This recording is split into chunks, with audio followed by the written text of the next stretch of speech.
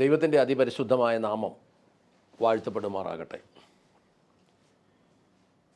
യഹോവയായ ദൈവത്തിനും പുത്രനായ യേശുക്രിസ്തുവും പരിശുദ്ധാത്മാവുമായ ഏകദൈവത്തിൻ്റെ ഒരു പ്രത്യേകത, ഇല്ലാത്തതിനെ ഉള്ളതുപോലെ വിളിച്ചു വരുത്താൻ ഈ ദൈവത്തിന് കഴിയും. ശൂന്യതയിൽ നിന്ന് വിളിച്ചു വരുത്തും. ഇന്നീ പ്രപഞ്ചത്തിൽ കാണുന്ന സകല സംവിധാനത്തെയും ദൈവം ഒന്നുമില്ലായ്മയിൽ നിന്ന് തൻ്റെ വാക്കാൽ കൽപ്പിച്ചുണ്ടാക്കിയതാണ് എന്ന് നമ്മൾ മനസ്സിലാക്കുന്നു, നമ്മൾ വായിക്കുന്നു. അങ്ങനെയെങ്കിൽ കൊളോസ്യ ലേഖനം 3:3-4 വാക്യങ്ങൾ ഇങ്ങനെ വായിക്കുന്നു: നിങ്ങൾ മരിച്ച് നിങ്ങളുടെ ജീവൻ ക്രിസ്തുവിനോടുകൂടെ ദൈവത്തിൽ മറഞ്ഞിരിക്കുന്നു. നിങ്ങളുടെ ജീവനായ ക്രിസ്തു വെളിപ്പെടുമ്പോൾ അവിടുത്തോടൊപ്പം നിങ്ങളും തേജസ്സിൽ വെളിപ്പെടും.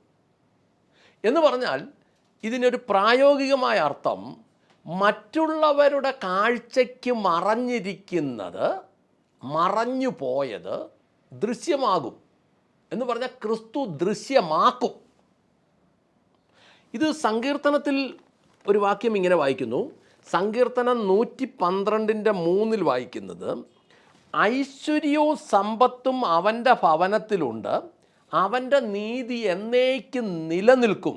ഐശ്വര്യവും സമ്പത്തും അവൻ്റെ ഭവനത്തിലുണ്ട്, അവൻ്റെ നീതി എന്നേക്കും നിലനിൽക്കും.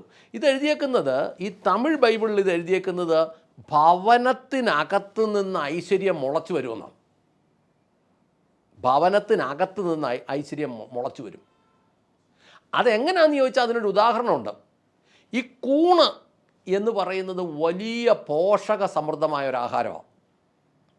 കൂണിൻ്റെ വിത്ത് ആരും മണ്ണിലിട്ടിട്ടല്ല കൂണുണ്ടാകുന്നത്. ഇടി ഇങ്ങനെ മുഴങ്ങുമ്പോൾ, ഇടി വെട്ടുമ്പോഴല്ല, ഇടി പ്രത്യേക രീതിയിൽ ഇങ്ങനെ കുടുകുടുന്ന് മുഴങ്ങുമ്പോൾ പ്രായമായ അപ്പച്ചന്മാരും അമ്മച്ചിമാരും പറയും, നാളെ കൂണ് മുളയ്ക്കും. ഈ കൂണ് മുളയ്ക്കുമ്പോഴും ഒരു പ്രത്യേകതയുണ്ട്. ഈ മനുഷ്യ മൃഗങ്ങളുടെ വിസർജ്യങ്ങളൊന്നും പോകുന്ന സ്ഥലത്തല്ല ഈ കൂണുകൾ മുളയ്ക്കുന്നത്.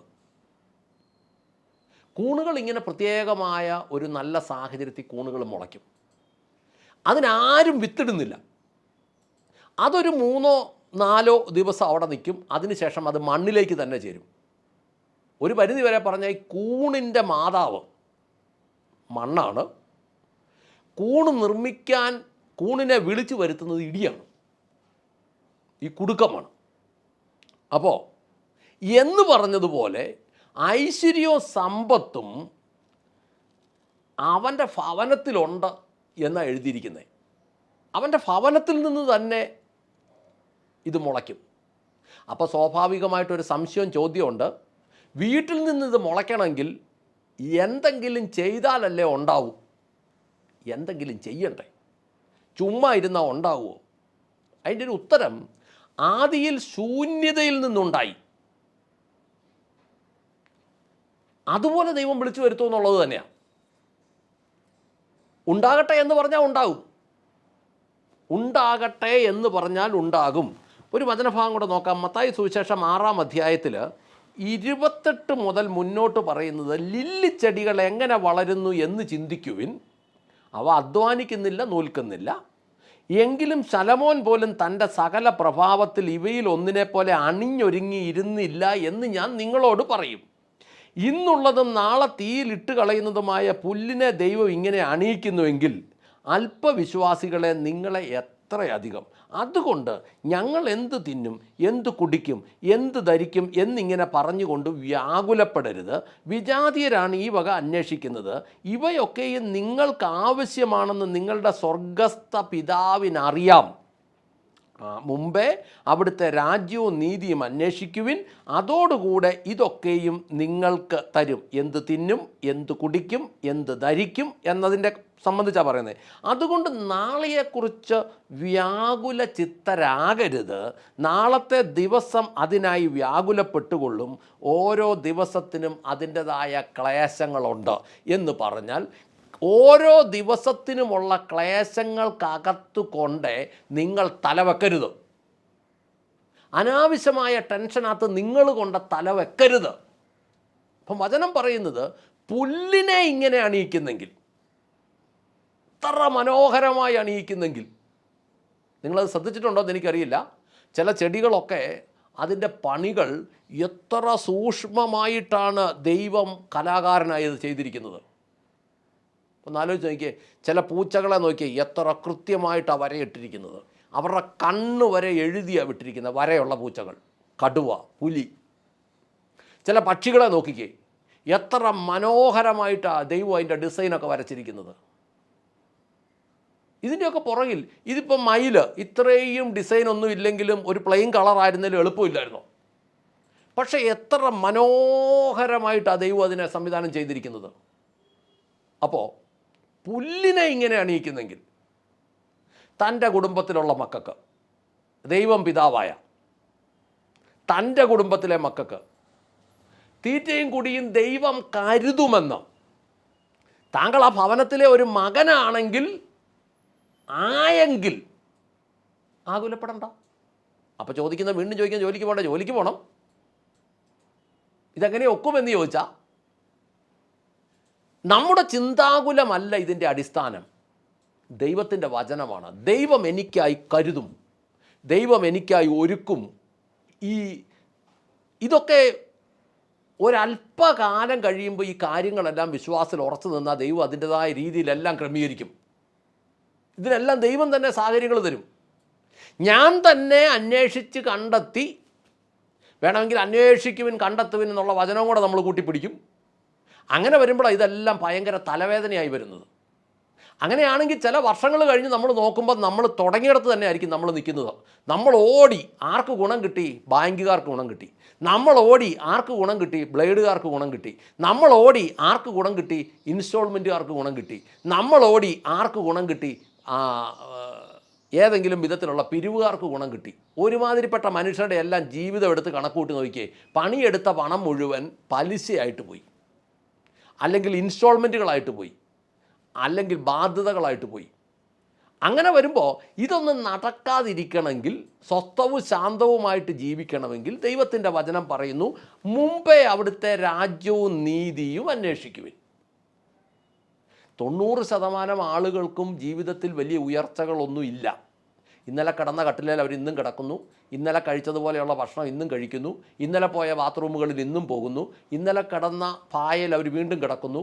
അല്ലാതെ വലിയ വ്യത്യാസങ്ങളൊന്നുമില്ല. അവരിങ്ങനെ ആഗ്രഹിക്കുന്നത് പറയുന്നതേ ഉള്ളൂ. കുറച്ച് പേരിങ്ങനെ പറയും, നിന്നെ വാലല്ല തലയാക്കും, വാലല്ല തലയാക്കും എന്നൊക്കെ പറയുന്ന ഒരു വാലും തലയാകുകയും ചെയ്യും. അപ്പോൾ എന്ത് തിന്നും, എന്ത് കുടിക്കും, എന്ത് ധരിക്കും എന്നതേ കർത്താവ് പറഞ്ഞിട്ടുള്ളൂ. പോർഷെ കാറിനെക്കുറിച്ചും ഓഡി കാറിനെക്കുറിച്ചും BMW കുറിച്ചും ഒന്നും കർത്താവ് പറഞ്ഞിട്ടില്ല. അതൊക്കെ ഇവിടെയുള്ള കള്ളപ്രസംഗകർ കൂട്ടിച്ചേർത്തതാണ്. കർത്താവ് കാറിൻ്റെ കാര്യമേ പറഞ്ഞിട്ടില്ല, ബൈക്കിൻ്റെ കാര്യവും പറഞ്ഞിട്ടില്ല. അതൊന്നും അന്നത്തെ കാലത്തില്ലായിരുന്നു. കർത്താവിന് ഈ കാലത്ത് ഇതിനെക്കുറിച്ച് അറിയുകയും ചെയ്യാമായിരുന്നു. പക്ഷേ അദ്ദേഹം അങ്ങനെയുള്ള കാര്യങ്ങളൊന്നും പറഞ്ഞില്ല. ബാക്കിയുള്ളതൊക്കെ ഇവന്മാർ കൂട്ടിച്ചേർത്തതാണ്. അതുകൊണ്ട് ദൈവം പറയുന്നു, ദൈവം ചെയ്യാം, നീ കൂടെ നിന്നാൽ മതി. ഇപ്പോൾ പറയുന്നത്, നമ്മൾ ശുശ്രൂഷകൻ പറയുന്നത് എന്ന് വെച്ചാൽ, നീ എന്തെങ്കിലും ചെയ്യും, ഞാൻ കൂടെ നിൽക്കാം, ഞാൻ പ്രാർത്ഥിച്ചോളാം എന്ന് പറഞ്ഞു കഴിഞ്ഞാൽ എനിക്ക് ലാഭവീതം കിട്ടണം. അതിനെ വേറൊരു പേരിട്ടാണ് വിളിക്കുന്നത്, ദശാംശം എന്നാണ് പറയുന്നത്. ദശാംശം. എക്സാമ്പിൾ, ഉദാഹരണം, ഒരു ശുശ്രൂഷകൻ, കേരളത്തിലെ അറിയപ്പെടുന്ന ശുശ്രൂഷകൻ ഈയിടെ ഒരു വിശ്വാസിയോട് പറഞ്ഞു, താങ്കൾക്കൊരു കാറ് വരുന്നതായി ഞാൻ ദർശനം കാണുന്നു. വിശ്വാസി കോടികളുടെ ആസ്തിയുള്ളവനാണ്. ഇയാളിത് കഴിഞ്ഞ് വീട്ടിലോട്ട് ചെന്നപ്പം ടൊയോട്ട കമ്പനിക്കാർ അയാളുടെ വീട്ടിലോട്ട് വന്നു, ഒരു കാര്യം പറഞ്ഞു. ശുശ്രൂഷകൻ പറഞ്ഞതല്ലെന്ന് ഓർത്ത് അന്നേരം തന്നെ ബുക്ക് ചെയ്തു. ഇയാൾക്ക് ഉടനെ തന്നെ കാറ് വന്നു. ഇയാൾ ഉടനെ തന്നെ അടുത്ത മീറ്റിങ്ങിന് വന്നിട്ട് ഒരു സാക്ഷ്യം പറഞ്ഞു, ദേവദാസൻ എനിക്കൊരു കാറ് വരുമെന്നൊരു ദൂത് പറഞ്ഞു, ആ കാർ ഇതാ വന്നു കഴിഞ്ഞിരിക്കുന്നു, ദൈവത്തിന് മഹത്വം. ഇത് റെക്കോർഡ് ചെയ്തു യൂട്യൂബിലോട്ടിട്ടു. ഈ പറഞ്ഞ വിശ്വാസി കേരളത്തിലെ അറിയപ്പെടുന്ന ഒരാളായതുകൊണ്ട് കണ്ടമാനം ആളുകൾ ഈ വീഡിയോ കണ്ടു. എന്നാൽ ഈ ദിവസങ്ങളിൽ ഈ വിശ്വാസി വലിയ വ്യഭിചാര കേസിനകത്ത് പെട്ട് കിടക്കുക. അപ്പോൾ ഈ ദൈവദാസൻ ഇതിനു മുമ്പ് ഈ മനുഷ്യനോട് ഈ കാര്യം എന്തുകൊണ്ട് പറഞ്ഞില്ല? ഈ ദൈവദാസൻ എന്ന് പോലും വിളിക്കാൻ എനിക്കിപ്പം വിഷമമുണ്ട്. ഈ ശുശ്രൂഷകൻ എന്തുകൊണ്ട് പറഞ്ഞില്ല, എൻ്റെ പൊന്നു സഹോദര, താങ്കൾ ഇപ്പോൾ കാണിച്ചുകൊണ്ടിരിക്കുന്ന ഈ വ്യഭിചാരം താങ്കളുടെ ജീവിതം തകർത്ത് കളയും. ഇതിനകത്തുനിന്ന് താങ്കൾ മാനസാന്തരപ്പെടണം എന്ന് അങ്ങേരോട് പറയുകയും അതെടുത്ത് അതിൻ്റെ വീഡിയോ ഇടുകയും ചെയ്തായിരുന്നെങ്കിൽ സമൂഹത്തിലൊരു മാറ്റം ഉണ്ടായേനേയും. പക്ഷേ നടന്നില്ല. എന്നാൽ ആദ്യത്തെ വീഡിയോ യൂട്യൂബിൽ കിടപ്പുണ്ട്, ഡിലീറ്റ് ചെയ്തിട്ടില്ലെങ്കിൽ. പക്ഷേ രണ്ടാമത്തെ സംഭവങ്ങളുടെ പേരിലുള്ള ഒരു വീഡിയോയും ഇല്ല. ഇപ്പോൾ ഈ സാക്ഷ്യം കണ്ടമാനം അടിച്ചുവിട്ട പ്രസംഗകൻ ഇപ്പം നാറി നിൽക്കുക. കാരണം ബോധമുള്ളവർ നോക്കുമ്പം ഈ നാഥാൻ ദാവീദിൻ്റെ അടുത്ത് വന്നിട്ട് നിനക്ക് പുതിയ സ്വർണ്ണരഥം വരുന്നെന്നാണോ പറഞ്ഞത്? അല്ല, നിൻ്റെ പാപം ഇതാണ് എന്ന് പറഞ്ഞു. ദാവീദിൻ്റെ ജീവിതത്തിൽ അത് അനുഗ്രഹമായി മാറി. ഇന്നത്തെ പ്രസംഗകരെല്ലാം ഇങ്ങനെയായി മാറുകയാണ്. അറിയപ്പെടുന്ന പ്രസംഗകർ പോലും ഈ ഭൗതിക കാര്യങ്ങളാണ് വിളിച്ചു പറയുന്നത്. ഈ വിശ്വാസിക്ക് ഈ കാറ് വന്നതിൻ്റെ സാക്ഷ്യം കുറേ പേർ കേട്ട് കാണും. പക്ഷേ അതിൻ്റെ പുറകെ ഇയാൾ ഭയങ്കര വ്യഭിചാര കേസിലെ പ്രതിയാന്നുള്ള വിവരം ആരോപണം വെളിയിൽ വന്നപ്പോൾ ഈ ദൈവദാസൻ്റെ വായിൽ എന്നതാ? ദൈവദാസൻ പിന്നെ ഒരക്ഷരം, ദൈവദാസൻ എന്ന് ഞാൻ പറയുന്നില്ല, ഈ പ്രസംഗം പിന്നെ ഒരക്ഷരവും മിണ്ടിയിട്ടില്ല അതിനെക്കുറിച്ച്. എന്തുകൊണ്ടാണെന്ന് ചോദിച്ചാൽ ഇയാളുടെ നഗ്നത കൂടെ ദൈവം ഇതിനകത്തൂടെ വെളിപ്പെടുത്തുക. ഇയാളും നഗ്നനാ, അതുകൊണ്ടാണ് ഇത് വെളിപ്പെടുന്നത്. ഇയാൾ ഭൗതിക കാര്യങ്ങളെ അടിസ്ഥാനപ്രതി കാര്യങ്ങൾ പറഞ്ഞതുകൊണ്ടാണ് ഇപ്പോൾ ഇയാളെയും കൂടെ ജനത്തിൻ്റെ സംശയത്തിന് മുമ്പിൽ വന്നത്. അനേകർ ചോദിക്കാൻ തുടങ്ങി. അങ്ങനെയെങ്കിൽ വ്യഭിചാരിയാണ്, പാപിയാണെന്ന് കണ്ട് അത് വെളിപ്പെടുത്തി കൊടുത്ത് അവനെ മാനസാന്തരപ്പെടുത്തേണ്ട സമയത്ത് അതിൻ്റെ കൂട്ടത്തിൽ ഈ കാറങ്ങ് വെളിപ്പെടുത്തി, വല്ല ഗുണവും കിട്ടിയോ? അന്നേരം ചോദിക്കും, വ്യഭിചാരിയാണെന്ന് നീ കണ്ടോ? ചോദിക്കും. ഇപ്പോഴത്തെ ഒരു ചോദ്യം അതാ, നീ കണ്ടോ വ്യഭിചാരം ചെയ്യുന്നത്? ഇപ്പോൾ ഈ ആത്മീയത കണ്ടമാനം കൂടിക്കൊണ്ടുള്ള ചോദ്യം. ഞാൻ നിങ്ങളോട് ചോദിക്കട്ടെ, നിങ്ങൾ സാത്താനെ കണ്ടിട്ടുണ്ടോ? നിങ്ങൾ ദൈവത്തെ കണ്ടിട്ടുണ്ടോ? കാൽവരി യാഗം നിങ്ങൾ കണ്ടിട്ടുണ്ടോ? എന്നതിലും കണ്ടിട്ടുണ്ടോ? സ്വർഗം കണ്ടിട്ടുണ്ടോ? ഒന്നും കാണാത്ത കാര്യം ഉണ്ടെന്ന് പറയാമെങ്കിൽ, അത് വിശ്വസിക്കാമെങ്കിൽ, ഈ ആരോപണങ്ങളൊന്നും പറയുന്നത് ചുമ്മാ ഒന്നുമല്ല. വഴിയെ പോകുന്ന എല്ലാവരെക്കുറിച്ചും ആരോപണം പറയുന്നില്ലല്ലോ. അപ്പോൾ ഇവിടെ മലയാളത്തിലൊക്കെ പല പഴഞ്ചൊല്ലുകളും ഉണ്ട്. പക്ഷേ നമ്മുടെ പെന്തക്കോസ് ഗോളം അത് അനുവദിക്കാത്തത് കൊണ്ട് ഞാൻ പറയല്ല.